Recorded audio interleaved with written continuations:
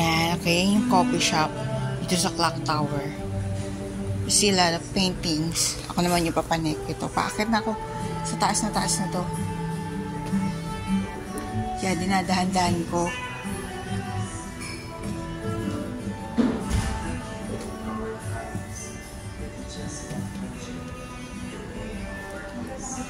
Yeah, okay, success. Nakakita ko. Ay, gosh. Dito ako sa taas. Okay. The history of Manila. Kalain mo, marami pang mga ilan sa ating hindi talaga inaalam ang kasaysayan. Okay, hindi na raw interesado. So, hindi na kami interesado rin sa pagkatao nila.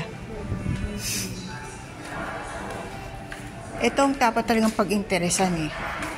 Dahil dito, nagtamo tayo ng kalayaan. Ito. Revolusyonaryo. Ama ng Katipunan.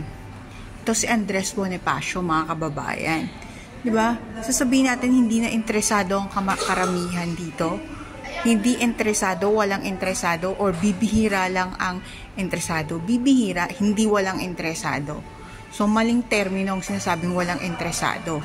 Dahil nakatayo ito sa mga monumento ng ating mga kalsada para matandaan, inukit ang ating kasaysayan. Sa pamamagitan ng kanilang dugo, nagtamo tayo ng kalayaan.